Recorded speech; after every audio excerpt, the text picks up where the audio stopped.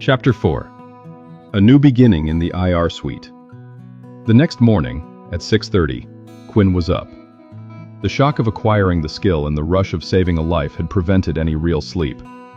He spent the restless hours cycling between elation and panic, terrified the ability might vanish. After a quick, simple wash-up, Quinn looked around the cramped 20-square-meter room he rented in the city's industrial periphery. It felt like a cage, but now, he saw a way out.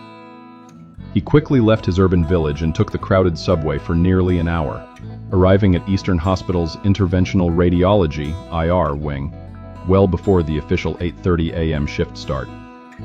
After changing into his new, slightly different scrubs, Quinn headed directly for the office of Dr. Zhang, the head of the entire IR department. The new appointment. Quinn had rarely been to this office before. Dr. Zhang wasn't a surgeon, but as the director of IR, he was arguably one of the most powerful people in the hospital. He controlled the schedule, allocating the massive, expensive imaging suites and the coveted procedure slots, a hot commodity in a top-tier hospital where patient registration and procedure bookings were constantly backlogged. Dr. Zhang glanced up, surprised. "Ah, Quinn, you're early," he said.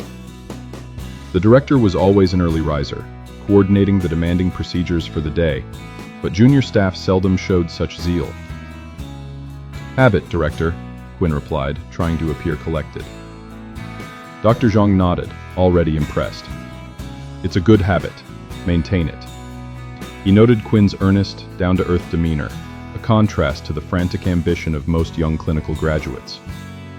Dr. Lin had spoken highly of Quinn's unflappable composure during the emergency, a trait Dr. Zhang valued above raw academic achievement. "Director, regarding my new assignment," Quinn finally asked, the question he was most apprehensive about. After so many walls had been thrown up against his bachelor's degree, he was afraid this incredible opportunity might somehow dissolve. Dr. Zhang leaned back.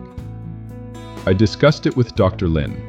Effective today, you're assigned as Dr. Lin's dedicated research assistant and clinical observer for neurovascular cases." He paused, looking at Quinn. "This means you will be on the table as a dedicated third assistant for his complex procedures. Is that clear?" Quinn quickly nodded. "No problem, Director. That's perfectly acceptable." To Quinn, a third assistant role was an unimaginable leap from running the scrub tray. As long as he was in the procedural suite, he had access to the high-stakes environment where the specialized spheres of expertise would appear. He had patience for this opportunity. If he could integrate and fuse the experience from top neurointerventionalists, vascular surgeons, and even cardiologists, his skills would ascend to a level that would make academic qualifications irrelevant. "Excellent. Work hard, Quinn. Dr. Lin is our star, and he sees something in you," Dr. Zhang concluded, dismissing him with a final nod. The Envy and the Alliance. Quinn returned to the main staff lounge area. It was 8 a.m., and the room was bustling with nurses, techs, and scrub personnel preparing for the day. As soon as he entered, he felt the collective gaze of his former peers. Ben, a fellow scrub nurse who had started the same month as Quinn, stood up, his face a mask of complex envy and defeat. "Congratulations, Quinn. That's quite the jump," Ben muttered, his tone dripping with the unspoken thought. "We agreed to suffer together, and you secretly made it out." "Thanks, Ben. I just got lucky," Quinn said, giving a polite but non-committal nod. Just as he sat down, Lisa, the circulating nurse who had assisted them during the emergency, walked over, holding a cup of steaming coffee. "So, assistant to the great Dr. Lin. How does it feel to get out of the supply closet overnight?" Lisa smiled, her expression a mix of genuine amusement and curiosity. "It doesn't feel like I've turned anything around yet, Lisa. Just a change of title," Quinn replied. "Why not? If you can replicate that level of performance on another variant case, your skills will be undeniable.